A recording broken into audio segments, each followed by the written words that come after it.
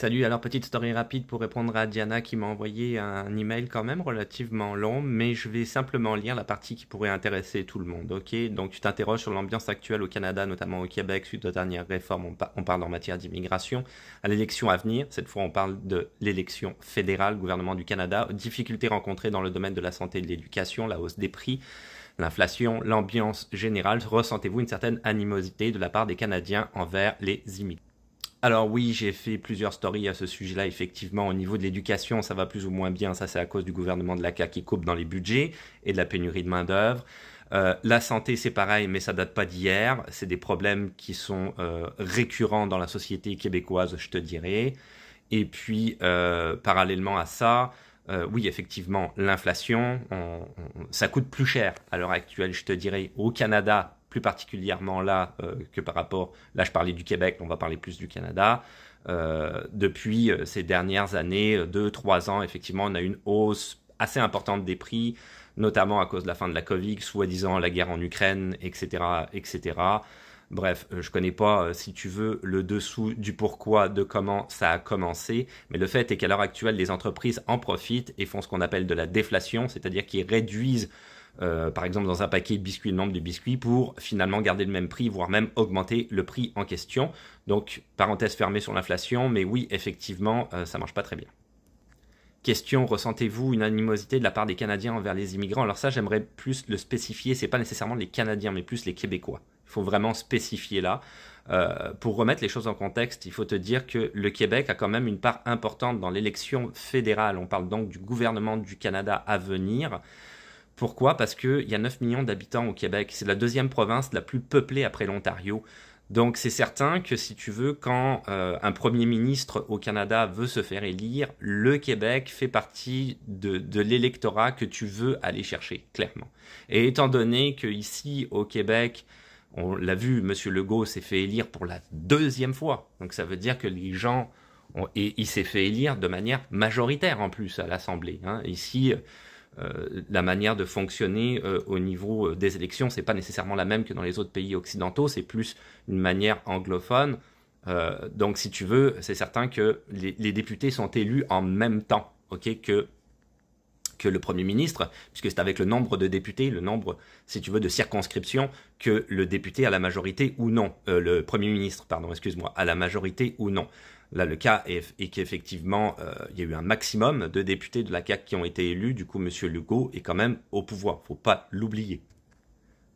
Et si tu veux, par rapport à ça, le M. Legault a quand même une politique qui est relativement boomer, je dirais. C'est pas tous les boomers qui sont comme ça, mais une certaine manière de faire, je te dirais quelque part, qui est enclin de vieilles idéologies qui n'ont vraiment plus lieu d'être à l'heure actuelle. Donc ça veut dire qu'il y a quand même pas mal de monde qui pense comme ça ici. Faut pas se cacher, ça veut pas dire que tous les Québécois pensent comme ça, mais oui, une grosse partie pense comme ça quand même.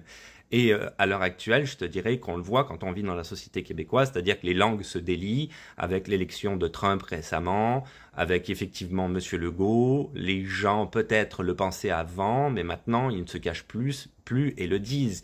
Il y a effectivement un vent quand même anti-immigration. On l'a vu clairement ces derniers mois, avec les nouvelles politiques mises en place par le gouvernement du Québec pour arrêter l'immigration, soi-disant qui c'était à cause de l'immigration que la société ne fonctionnait plus, notamment, comme tu l'expliquais, au niveau de l'éducation et de la santé, ce qui est complètement faux, parce qu'il y a toujours eu des problèmes à ces niveaux-là, surtout la santé. Alors après, je te dirais qu'au niveau de la société, effectivement, rien ne va plus. On a commencé à atteindre un ralentissement économique, parce que cette société-là, canadienne dans son ensemble, fonctionne effectivement sur l'immigration, la démographie est trop basse, et néanmoins, on est en pleine expansion. Hein. C'est un vaste territoire qui est en pleine expansion économique. Ça veut dire que les entreprises doivent fonctionner obligatoirement avec moins d'employés, même si elles peuvent produire davantage, puisqu'on arrête l'immigration. Donc à partir de là, les entreprises coupent dans les postes. Hein. Ils n'ont pas le choix. Donc ils produisent volontairement moins. Donc on est clairement dans un ralentissement économique. Après ça, c'est sûr que le gouvernement du Québec, d'un point de vue idéologique, malheureusement, il dit récemment vouloir faire des réformes qui vont, si tu veux, augmenter l'idée de laïcité. C'est complètement faux. C'est complètement faux. Ils veulent arrêter, si tu veux, le multiculturalisme hein, qui fait partie de la Constitution canadienne, hein, quelque part. Le Québec, qu'il le veuille ou non, fait partie du Canada. Ça, c'est clair et net. Hein. Ils nous sortent tout le temps, je veux pas en parler en détail, mais de la nuit des longs couteaux sans arrêt, le Québec. Mais voilà, c'est du passé. À l'heure actuelle, le Québec fait partie du Canada. Et quoi qu'il arrive, le Québec essaye toujours de se la jouer un petit peu à part, quelque part, si tu veux. Mais bon, voilà, c'est ça. Ils sont empreints de laïcité, mais on le voit clairement que c'est de la laïcité anti-religion musulmane. On va pas se cacher, là. Je veux dire, ça, c'est clair et net. Ils mettent la loi 21, mais c'est très ciblé. La nouvelle laïcité qu'ils veulent mettre en place avec le processus de la loi 94, qui est le processus d'intégration pour devenir un vrai citoyen québécois. Ouais, ok, d'accord, mais bon, je veux dire, le calendrier, demain, on va pas le changer. Et pourtant, toutes les fêtes fériées sont catholiques. Tu vois ce que je veux dire? Je veux dire, je rentrerai pas dans le nœud du problème là-dedans, mais clairement, on voit que c'est ciblé. C'est très, très ciblé. Et les gens, ça les gêne pas tant que ça. Ça, moi, ça me dérange que ça gêne pas les gens. Pour terminer, je vais finir avec les fameuses procédures d'immigration. Alors, oui, effectivement, hein, le Québec a agi activement, surtout dans la dernière année, et de manière très brutale pour les immigrants, a arrêté complètement, ou presque totalement, si tu veux, les procédures d'immigration.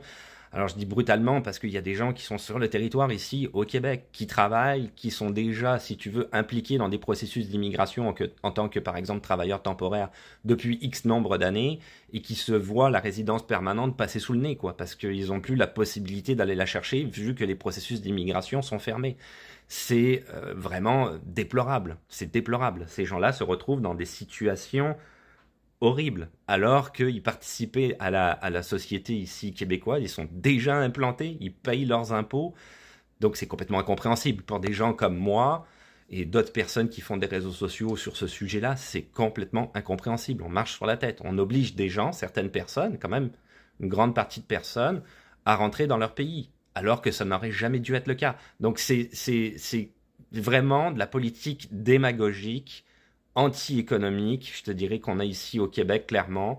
Malheureusement, le Canada a un peu emboîté le pas parce que effectivement, c'est a priori le gouvernement conservateur qui va se faire élire cette année et les libéraux, qui sont le parti d'en face, le parti de M. Trudeau, veulent absolument réavoir d'autres voix. Donc, ils essayent de mettre en place une politique, conservatrice. C'est d'où le fait qu'ils aient limité l'immigration. Ça revient à ce que je te disais tout à l'heure, pour aller chercher de l'électorat québécois. Ils savent que la majorité, quand même, des gens ont voté pour M. Legault. Donc, oui, l'ambiance est pas terrible. Assez anti-immigrant, on se cachera pas. Empreint de racisme, je vais carrément dire le terme. J'ai pas peur là-dessus, parce que je le vois et je pense que c'est clairement même inconscient de la part de la plupart des gens. Et c'est grave, c'est grave. Quand c'est inconscient, c'est grave. Ils ne font même pas attention à ce qu'ils disent pour certains, je parle des Québécois. Donc oui, tous tes questionnements, je te dirais, sont viables et quelque part un peu réels par rapport à la société qu'on vit ici en ce moment au Québec. Qu'est-ce qu'on vit? Oui, probablement. C'est comme ça. Est-ce que ça va s'améliorer? Est-ce que ça va changer? D'après moi, oui, parce qu'il n'y aura pas le choix. De toute façon, on a besoin des immigrants pour fonctionner ici. Donc, à un moment donné, ça va changer. Quand? Je sais pas. Là-dessus, je te dis à plus.